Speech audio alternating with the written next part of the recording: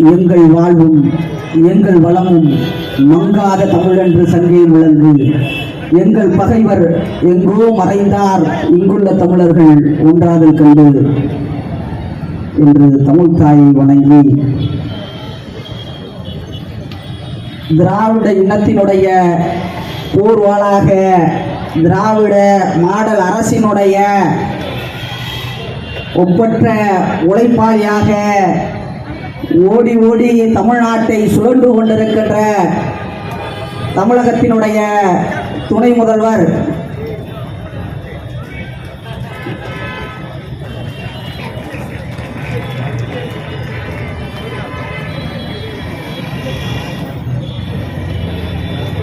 திராவிட முன்னேற்ற கழகத்தினுடைய எதிர்காலம் தமிழ்நாட்டினுடைய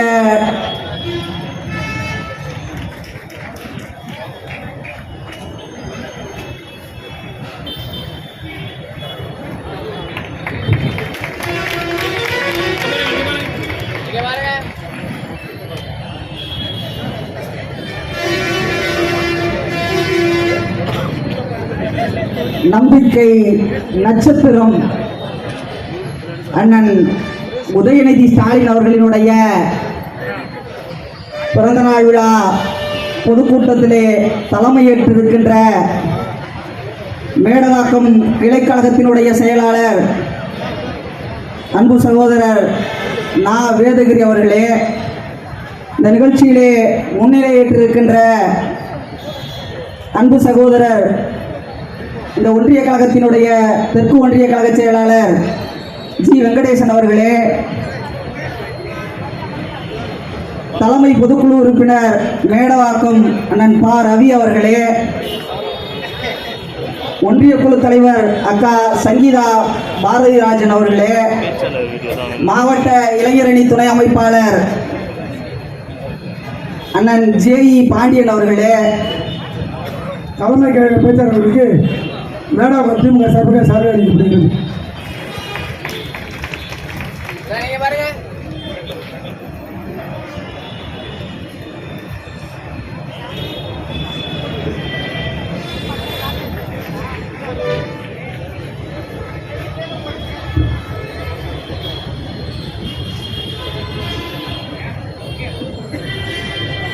இந்த நிகழ்ச்சியிலே முன்னிலை வகித்திருக்கின்ற அண்ணன் எஸ் ரவி அவர்களே, அண்ணன் HD போஸ் அவர்களே, அண்ணன் டில்லி பாபு அவர்களே, அண்ணன் கே குமார் அவர்களே, அண்ணன் என் சரவணன் அவர்களே, அண்ணன் எஸ் கோபு அவர்களே, அண்ணன் ஏ ஜெயக்குமார் அவர்களே, இதற்கு முன்னால் சிறப்பாக உரையாற்றி நாளைய தலைமை கழகத்தினுடைய சொற்பொழிவராக வர இருக்கின்ற அன்பு அண்ணன் MS சிவா அவர்களே, ஏன்னா அண்ணன் அந்த மாதிரி தான் பேசினாங்க, எங்களுக்கே டஃப்பு கொடுத்துட்டாங்க. அதே போல அண்ணன் பொன் அர்ஜுனன் அவர்களே, அண்ணன் எஸ் சுரேஷ் அவர்களே, அண்ணன் டி பிரிங்க்லின் அவர்களே, அண்ணன் ஜே கமலக்கண்ணன் அவர்களே, இந்த நிகழ்ச்சியிலே வந்து சிறப்புரையாற்ற இருக்கின்ற தமிழகத்தினுடைய மக்களுக்காகவும் மக்களின் நலனுக்காகவும் மருத்துவத்துறையில் அயராது பாடுபட்டு உழைத்துக் கொண்டிருக்கின்ற இந்த மாவட்ட கழகத்தினுடைய செயலாளர், தமிழகத்தினுடைய முதல்வர் தங்க தளபதி அவர்களினுடைய நம்பிக்கை நட்சத்திரம் மாண்புமிகு அண்ணன் மருத்துவ மற்றும் மக்கள் நல்வாழ்வுத்துறை அமைச்சர் அண்ணன் மா சுப்பிரமணியம் அவர்களே, எனக்கு அடுத்தாற்போல் தலைமை கழகத்தினுடைய கருத்துக்களை எல்லாம் உங்களிடையே செவனே எடுத்துரைக்க இருக்கின்ற தலைமை கழகத்தினுடைய பேச்சாளர் அண்ணன் நெய்வேலி தங்கம் அவர்களே, அக்கா இந்த தொகுதியினுடைய நாடாளுமன்ற உறுப்பினர் அக்கா முனைவர் தமிழச்சி தங்கபாண்டியன் அவர்களே, சோழிங்கநல்லூர் சட்டமன்ற உறுப்பினர் அண்ணன் லயன்சா அரவிந்த் ரமேஷ் அவர்களே,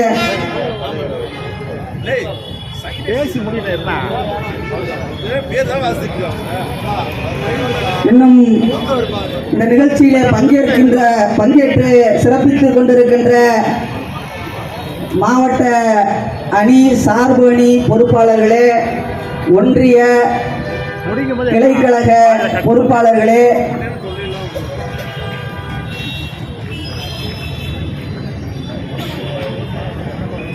உங்கள் அனைவரையும் வருக வருக என வரவேற்று வணக்கத்தை கூறி, இன்னைக்கு நம்ம யாருடைய பிறந்த நாளை கொண்டாடுகிறோம் தெரியுமா? கருப்பு சிவப்பு படகில் வீரன், களத்தில் வெள்ளம் வெட்டிக்காரன், காலம் சொல்லும் கடமை வீரன், ஞானம் சொல்லும் கலைஞர் பேரன், திருக்குவளை வழியில் வந்த தமிழ் குருதி, இளம் திராவிடத்தை வழி நடத்தும் உதயநிதி.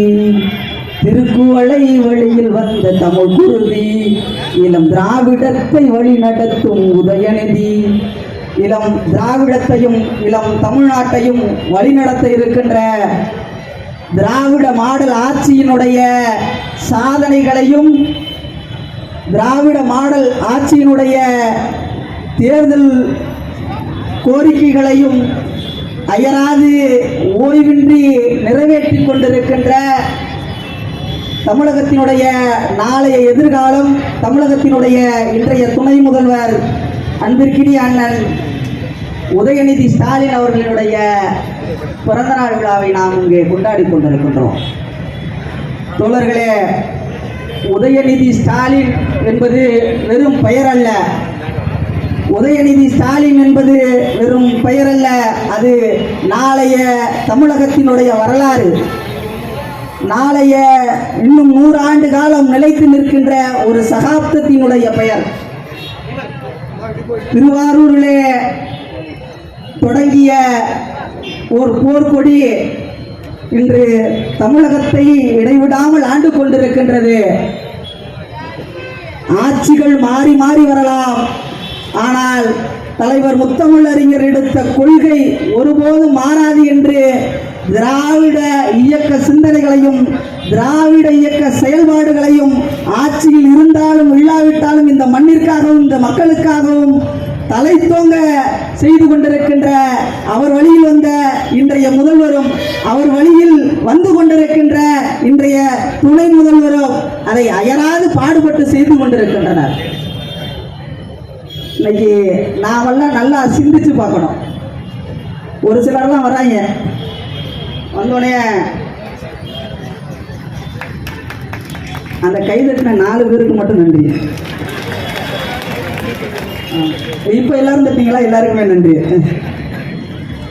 குட்டி கதை சொல்ல போறாங்க. நான் குட்டி கதை எப்படி இருக்குன்னா, நாங்கள்லாம் நிறைய குட்டி கதை சொல்லுவோம்.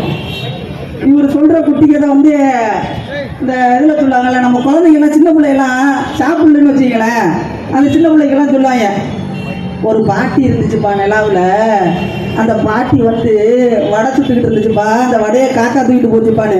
தம்பி, நீ சொல்ற குட்டி கதையும் அதே மாதிரி தான். அந்த தூக்குற காக்கா யாரு தெரியுமா? எங்கள் அண்ணன் உதயநிதி ஸ்டாலின்.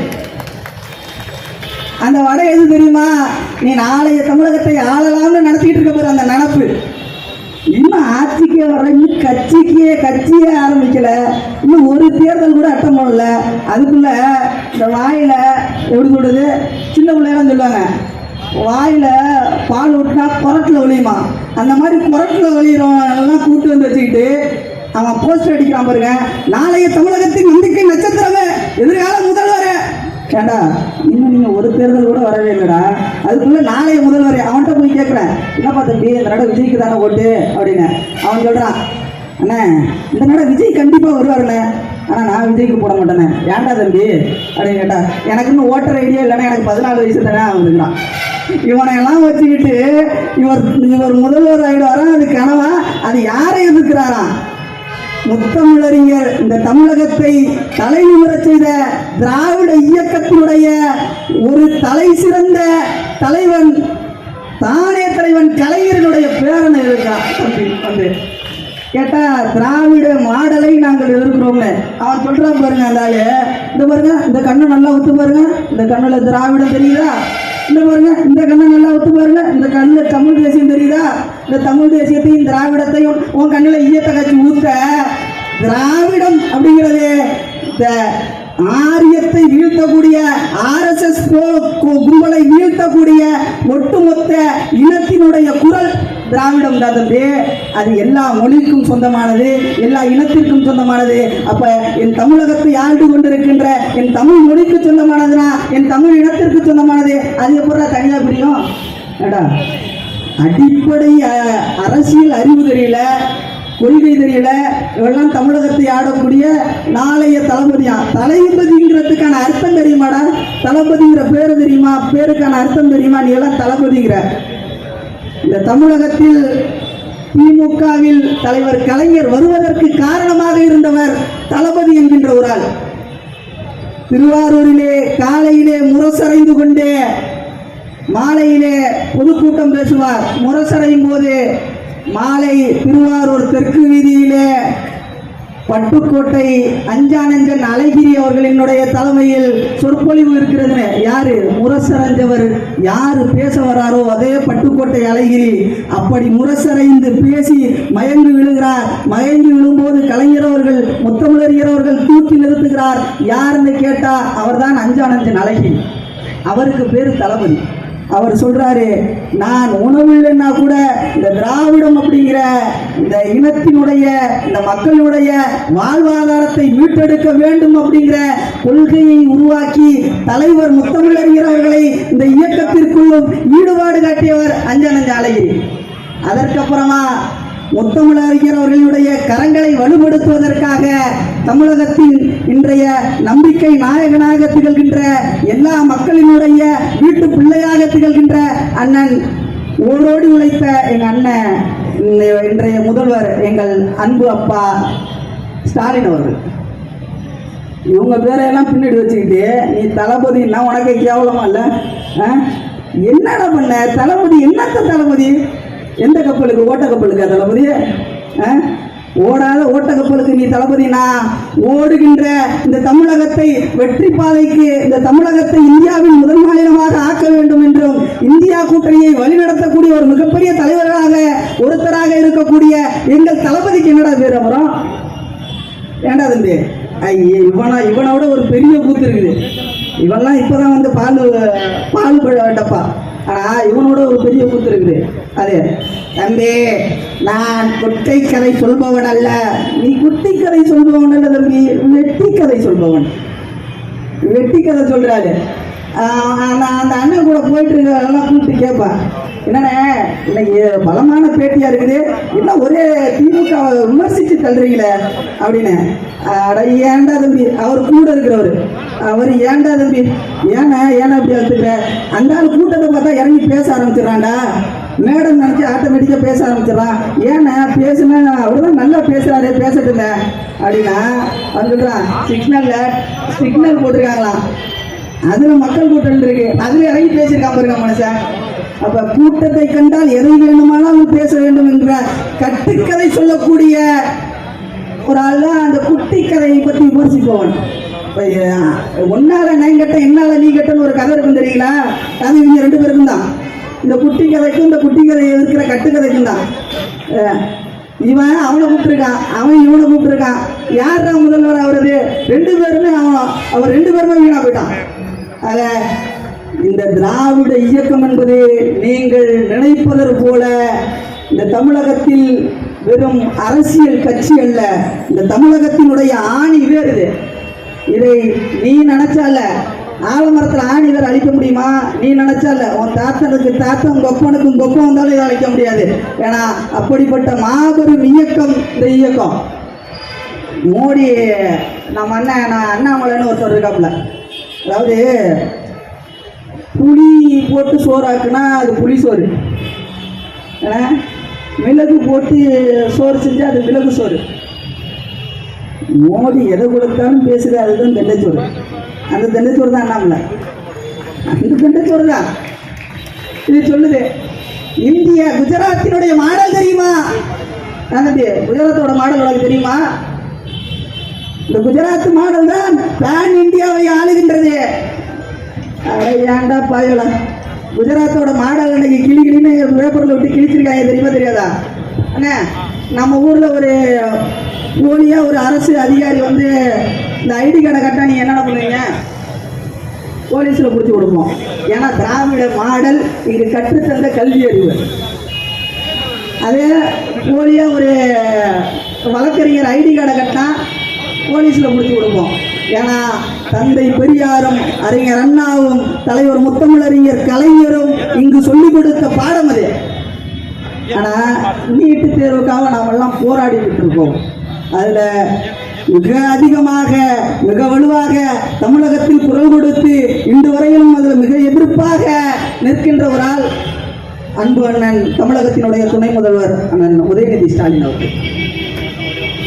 அவங்க அந்த மாதிரி நம்ம ஒரு போலி மருத்துவர் அட்டை அப்படின்னு ஒன்று இருந்துச்சுன்னு வச்சுக்கங்களேன், உடனே வழக்கு கொடுப்போம். ஆனால் இந்த குஜராத் மாடலை பாருங்க அண்ணா, நம்மளுக்கெல்லாம் போலி வக்கீல் கைதுன்னு வருதுல, குஜராத்தில் அப்படி கிடையாது. போலி நீதிமன்றம் கைது. போலியா நீதிமன்றத்தை கோர்ட்டே போலியா நடத்துறவங்க இந்தியாவில் எத்தனை போலியை வச்சிருப்பாங்க. இதை விட பெரிய கூத்து அரசு அலுவலகங்கள் போலியா இருந்தது. இதுல குஜராத்தில் இவன் தான் இந்தியாவில் வந்து நல்ல அரசாங்கத்தை கட்டமைக்க போறான். இன்னைக்கு இன்றைய செய்தித்தாளில் நேற்று 70,000 ரூபாய்க்கு மருத்துவ சான்றிதழ் கொடுத்து 1630 பேரை டாக்டருக்கு பதிவு பண்ணி 14,000 போலி டாக்டர்களை குஜராத்தில் கைது பண்ணி இருக்கிறாங்க. இது தமிழ்நாட்டில் முடியுமா? எங்க அண்ணன் இந்த மாவட்டத்தினுடைய மாவட்ட கழக செயலாளர் மாசு ஐயா அப்படி விட்டுருவாங்களா? போலி மருத்துவர்களை வளம் வர விட்டுருவாங்களா? ஆனால் அவன் வளம் வர பாருங்க, போலி மருத்துவர் இல்லை, போலி மருத்துவ ஆணையமே உருவாக்கிட்டான்.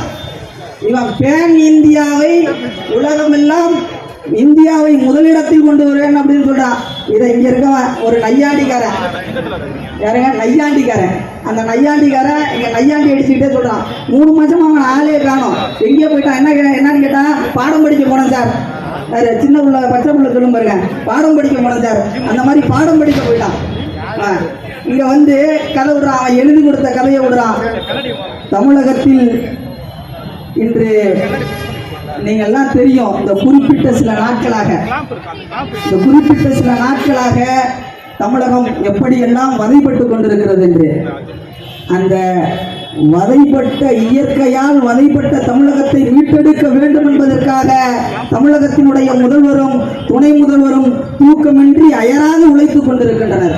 இந்த பெஞ்சான் புயல்ல நாம மத்திய குழு வந்திருக்குது, நாம் ஒரு அறிக்கை கொடுக்குறோம், இவ்வளவு பணம் கொடுங்க, இவ்வளவு தொகை கொடுங்க அப்படின்னு. அவன் கொடுக்குறான் பாருங்க. நமக்கு இருக்கக்கூடிய எப்படிங்க, நான் போன ஆண்டு நமக்கு என்ன தொகை சமர்ப்பிக்க வேண்டுமோ அந்த தொகையை சமர்ப்பிக்கிறான். இன்றைய நிலை தம்பி அண்ணாமலை அப்படிதான் இருக்கு. இன்னைக்கு ஒடிசாவில் தமிழகத்தை மாறி இந்தியாவையில் பிஜேபி ஆண்டுகிட்டு இருக்கமா, நான் மாநிலம் மாறி தமிழகத்தை நினைத்து விடாதே தம்பி. இன்று ஒடிசாவில் ஆர்எஸ்எஸ்னுடைய கும்பல் என்ன செய்கிறது தெரியுமா? மதச்சார்பின்மையை கெடுக்கும் வகையிலோ, இந்திய இறையாண்மையை கெடுக்கும் வகையிலோ, மத நல்லிணக்கம் ஏற்படாத வகையிலோ ஒடிசாவில் இன்னைக்கு என்ன பண்றான் தெரியுமா? மதக்கலவரத்தை தூண்டுறதுக்கு மாட்டு இறைச்சியை தடை பண்றான் அந்த மாநிலத்தில். ஏன்னா அது பாஜக ஆண்டுகிட்டு இருக்க மாநிலம். தமிழகத்தில் அதை செய்ய முடியுமா? ஏனென்றால் இங்கு எங்களுடைய மக்களின் நலனுக்காகவோ சனாதனத்தை எதிர்த்து போராடுகின்ற பல போராளிகள் இருக்கின்ற மாநிலமாகவும், அதற்காக என்றென்றும் குரல் கொடுக்கின்ற இந்த தமிழகத்தினுடைய முதல்வர் ஐயா தளபதி ஸ்டாலின் அவர்கள் இருக்கின்ற காரணத்திலோ, அதற்காக என்றுமே குரல் கொடுத்து ஓயாமல் ஓடிக்கொண்டிருக்கின்ற அண்ணன் உதயநிதி ஸ்டாலின் இருக்கின்ற மண்ணிலும் உன்னால் ஒருபோதும் காலுற்ற முடியாது. நான் நிறைய திட்டங்களை எல்லாம் பற்றி பேசணும் அப்படிங்கிறதுக்காக வந்தேன். எனக்கு முன்னாடி பேசின எங்கள் அண்ணன் சிவானனும் அண்ணன் ஏழுமலை அவர்களும் என்னென்ன திட்டம் திராவிட மாடல் அரசில் இருக்கோ அனைத்து திட்டத்தையும் ஒதுக்கிட்டு போயிட்டாங்க. அதுக்கப்புறம் என்னடா நம்ம பேசுறது அப்படின்னு.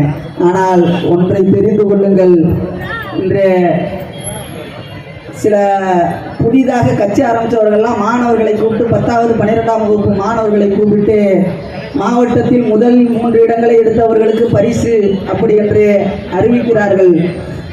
தம்பிகளே, தங்கைகளே, சகோதரிகளே, அண்ணன்களே, அக்காக்களே, எல்லாருக்கும் சீரியல் பார்க்க நேரம் ஆயிடுச்சுன்னு நினைக்கிறேன். அப்படிதானே? கவலைப்படாதீங்க, நாளைக்கு ரிப்பீட் போட சொல்றேன். ஒன்றை தெளிவாக புரிந்து வைத்துக் கொள்ளுங்கள். இந்த பரிசுகளை வாங்க மேடை ஏற்ற காரணமாக இருந்தது இந்த திராவிட மாடல் அரசு. முத்தமிழறிஞர் கலைஞர் என்பதை ஒருபோதும் மறந்துவிட்டு எல்லாம் வந்து பேசிக் கொண்டிருக்கிறார்கள். திராவிட மாடல் என்ன செஞ்சிச்சு? இந்த கேள்வியை கேட்க உனக்கு அறிவை வளர்த்து கொண்டு விட்டு இருக்கு பாரு. இதுதான் திராவிட மாடல் அரசு செய்த சாதனை. என்ன செஞ்சிச்சுன்னு கேள்வி கேட்கிற பாரு. ஏன்னா குஜராத்தில் போனால், குஜராத்தில் ஏன்டா நீட் தேர்வுக்காக நீங்கள் போராட மாட்டீங்க அப்படின்னு கேட்டால், நாங்கள் ஏன் நீட்டு தேர்வுக்காக போராடுறோம்? நாங்கள் ரோடு இல்லைன்னா போராடுவோம், தண்ணி வரலன்னா போராடுவோம், வீடு இல்லைன்னா போராடுவோம். அட மடப்பசங்களா, நாங்கள் ஏன் தெரியுமா நீட்டுக்காக போராடி கொண்டிருக்கின்றோம்? இதெல்லாம் ஒரு 100 ஆண்டு காலத்திற்கு முன்பாகவே இங்கு வந்துவிட்டது. அரையாண்டு காலத்திற்கு முன்பாகவே இங்கு வந்துவிட்டது. அடிப்படை வசதிகளை எங்கள் ஐயா முத்தமிழறிஞர் கலைஞரும் அவர் வெளியில் வந்த இன்றைய முதல்வர், தமிழக முதல்வர் அண்ணன் மு.க. ஸ்டாலின் அவர்களும் அவரை தொடர்ந்து வந்து கொண்டிருக்கின்ற, இன்றும் மக்களுக்காக ஓடி உழைத்துக் கொண்டிருக்கின்ற அன்பு சகோதரர் உதயநிதி ஸ்டாலின் அவர்களும் செய்து கொண்டிருக்கிறார்கள். அதுக்காக நாங்கள் போராடலடா, எங்களுக்கு அது தேவையில்லை. எங்களுக்கு அடுத்த கட்டமாக நாங்கள் போய்விட்டோம். கல்வியை நாங்கள் முன்னோக்கி பார்க்கிறோம். அதனால தான் நாங்கள் நீட்டுக்காக போராடுறோம். இன்னைக்குங்க அண்ணன் உதயான நீட்டுக்காக எதிர்த்து பல கையெழுத்துக்களை, லட்சக்கணக்கான கையெழுத்துக்களை வாங்கி நாடாளுமன்றத்திற்கு அனுப்பினார்கள். இன்னைக்கு நிலை என்ன தெரியுமா?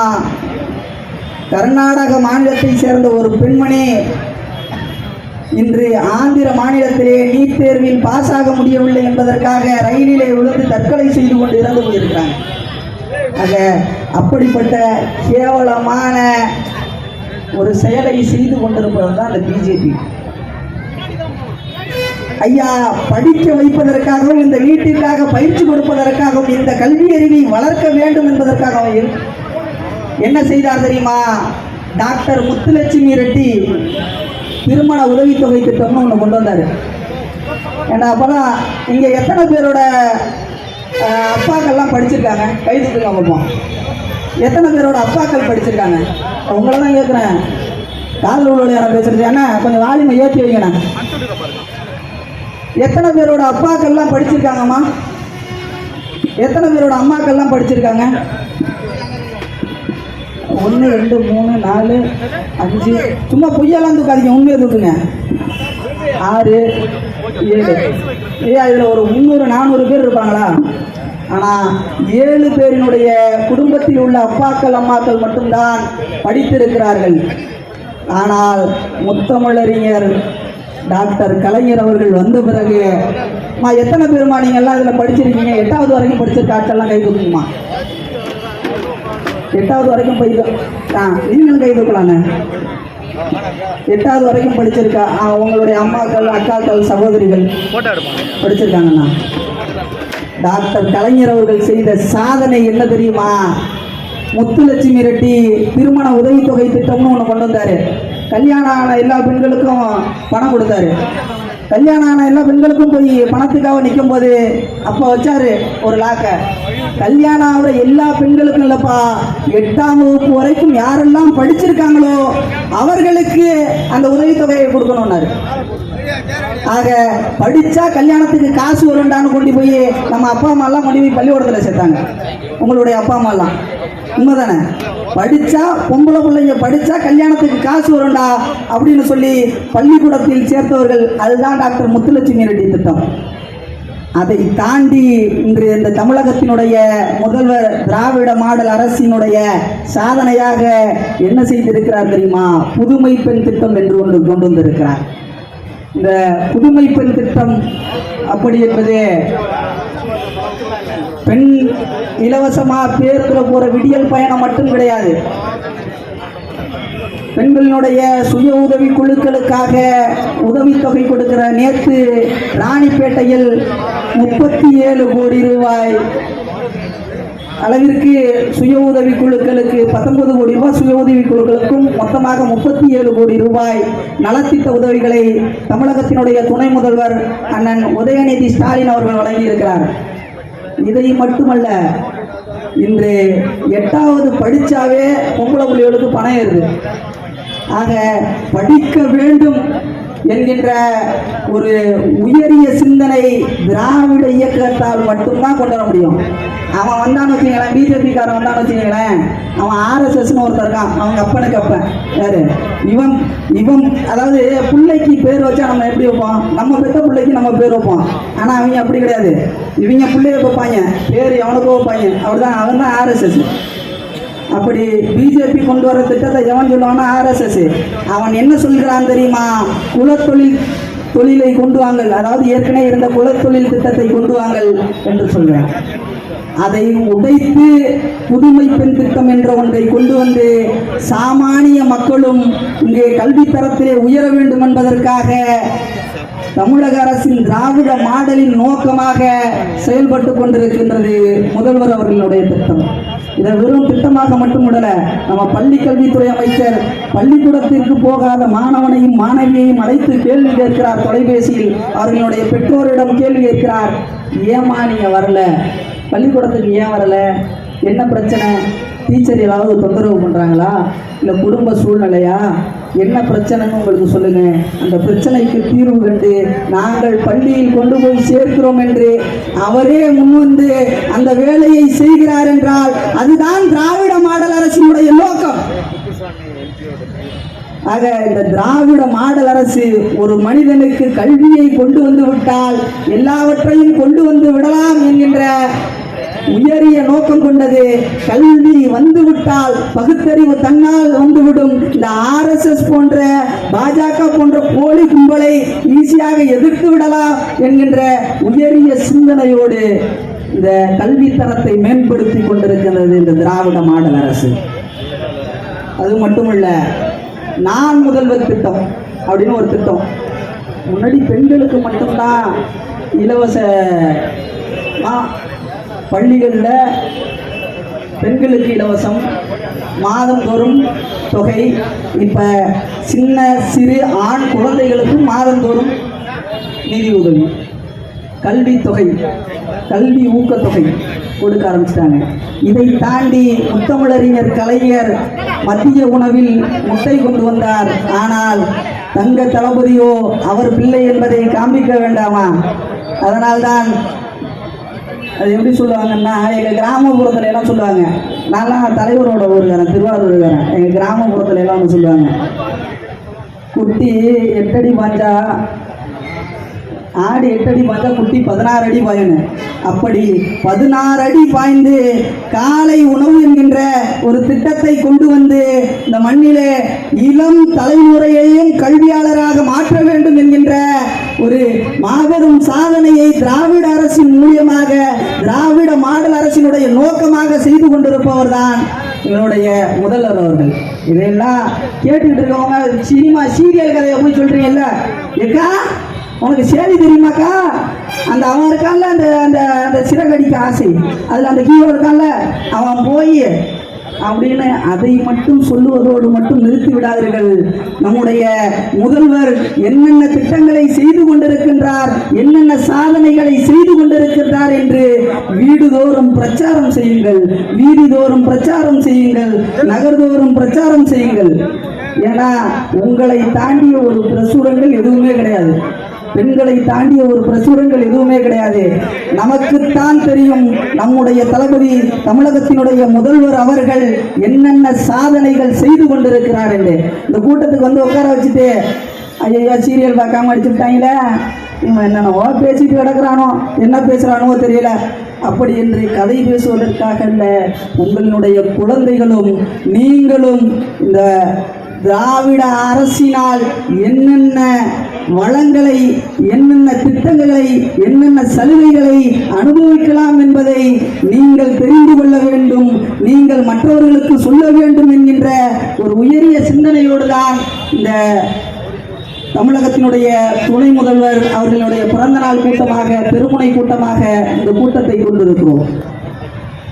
நாம் ஒன்றை தெளிவாக தெரிந்து வைத்துக் கொள்ள வேண்டும். இந்த திராவிட மாடல் என்று பேசுவதற்கு நமக்கு உரிமை அளித்திருக்கிறது, எழுதுவதற்கு நாம் உரிமை அளித்திருக்கின்றது. அதே போல இங்கே எல்லா திட்டங்களையும் திராவிட மாடல் அரசு செய்வதை ஓடி ஓடி செய்கின்ற நாம் துணை முதல்வரை பெற்றிருக்கின்றோம். நாளைய எதிர்காலம், நாளைய நம்பிக்கை நீங்கள் உங்கள் குழந்தைகளை மட்டுமல்ல, எதிர்கால சந்ததிகளை வளம் வைக்க வேண்டும், வளர்க்க வேண்டும். அதற்கு திராவிட மாடல் அரசு கை கொடுக்கும். இப்படி சொன்னா நீங்க கை தட்டி என்ன உட்கார வைப்பீங்கன்னு தெரியும். அதனால தான் சொல்ல வந்தேன். நான் உட்கார மாட்டேன். ஏன்னா எனக்கு இங்கே உதயநிதி அண்ணனும் தமிழகத்தினுடைய முதல்வர் தளபதி அவர்களும் எதற்காக அனுப்பியிருக்கிறார்கள் என்றால், அப்படி சொன்னாவது காது கொடுத்து கேட்பீங்கிறதுக்காக தான் நான் ஸ்லோவா சொல்லி முடிக்கலாங்கிற மாதிரி வந்தேன். திராவிட இயக்க திராவிட மாடல் அரசினுடைய சாதனைகளை இந்த மக்களுக்கு எடுத்து கொண்டு செல்ல வேண்டும் என்பதற்காக இங்கே என்னை பேச அனுப்பியிருக்கிறார்கள். அதற்காக தான் நான் இங்கு வந்து உங்கள் முன்னால் பேசிக் கொண்டிருக்கின்றேன். அக்கா, இப்போ உங்கள் ஊருக்கெல்லாம் இலவசமாக பஸ்ஸில் போகிறீங்களா? எல்லாரும் போகிறீங்களா? இது யார் செஞ்சது? தளபதி திராவிட மாடல் அரசு, இந்த தமிழகத்தை ஆளுகின்ற தமிழக முதல்வர். இன்னைக்கு ஒரு தமிழகத்தையே சுற்றி வர்றாரு எங்க துணை முதல்வரும் தளபதி அவர்களும். ஆனால் ஒரு 4 ஊருக்கு போய் பொட்டலத்தை கொடுத்துட்டு, அவர் போல யாரும் கிடையாது, அவன் சினிமா நடிக்கின்ற அவர் போல யாரும் கிடையாது, ஆனால் அப்படி என்று பிரச்சாரம் செய்து கொண்டிருக்கின்றார்கள். எல்லா திட்டங்களையும் அனுபவித்துக் கொண்டிருக்கின்ற நாம் பிரச்சாரம் செய்யணுமா வேணாமா? பிரச்சாரம் செய்யணுமா வேணாமா? இதை கேட்கலையா? கேட்கல, என்ன சத்தமா?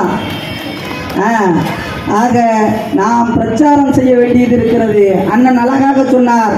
இன்னைக்கு காலையில் மின்சாரத்தை பற்றி, மின்சார உயர்வை பற்றி, இன்று காலையில் அன்பிற்கினி அண்ணன் கரூர் மாவட்டத்தினுடைய ஆணிவேராக திகழ்கின்ற அண்ணன் செந்தில் பாலாஜி அவர்கள், மின்சார மதுவிலக்கு ஆயநல தீர்வைத்துறை அமைச்சர் அண்ணன் அவர்கள் ஒரு அறிக்கை விட்டிருக்கிறார். மின்சார உயர்விற்கும் மின்சார கட்டண உயர்விற்கும் திமுகவும் தமிழக முதல்வரும் திராவிட அரசும் ஒருபோதும் காரணம் கிடையாது. 2015 அதானியிடம் கூட்டணி வைத்துக் கொண்டு இந்த மோடி செய்த சதி திட்டம் தான் அது.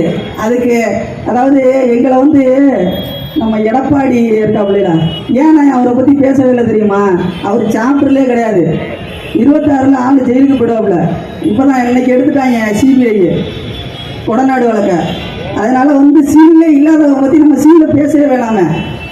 சசிகலாவையும் எடப்பாடியையும் இன்று விசாரணைக்காக அழைக்கிறார்கள். எப்படியா இருந்தாலும் 2026 உள்ள விடுவாங்க. அப்புறம் எங்கள் தேர்தல் நினைக்கிறது. அந்த மாதிரி எடப்பாடி மாதிரி ஸ்பீடு வேலை காட்டுறது, எப்படி ஸ்பீடு வேலை காட்டுற மாதிரி நம்ம தளபதியை நடத்திட்டு இருக்காருன்னு நினைக்கிற மோடி. அப்படி இல்லை. தளபதி தெளிவாக அறிக்கை கொடுக்கக்கூடியவர். தளபதியின் கீழ் இருக்கக்கூடிய ஒவ்வொரு துறை அமைச்சர்களும் நீங்கள் ஒன்றை சொன்னால் அதற்கு பதிலடி கொடுக்கக்கூடியவர்கள். இன்று அறிக்கை விடுத்திருக்கிறார். 2015 அதானியுடன் கூட்டணி வைத்த அதிமுக அரசு செய்த கேவலமான வேலைதான் இன்று நம்முடைய மின்சார உயர்வு திட்டம். மின்சார கட்டணம் உயர்விற்கான காரணம் அதுதான். ஆனா இன்று பழி யாரு மேல தெரியுமா? பாம்பு அடிச்சவன் ஒருத்தன், பழி இன்னொருத்தன் மேல. அப்படி என்பது போல பாம்பு அடித்தவன் எடப்பாடி பழனிசாமியும் ஓபிஎஸும். ஆனால் யார் மேல் வருகிறது? திராவிட மாடல் அரசை சிறப்பாக நடத்தி கொண்டிருக்கின்ற தமிழக முதல்வர் மீதும் தமிழக துணை முதல்வர் மீதும் அந்த துறையினுடைய அமைச்சர் அன்பிற்கினி அண்ணன் செந்தில் பாலாஜி அவர்கள் மீது வருகிறது. இதை யார் போய் சொல்லணும்? இந்த கருத்தை நான் உங்கள்கிட்ட சொல்லியிருக்கேன். இந்த கருத்தை நான் உங்கள்கிட்ட சொல்லியிருக்கேன். நீங்க மக்கள்கிட்ட யார் போய் சொல்லணும்?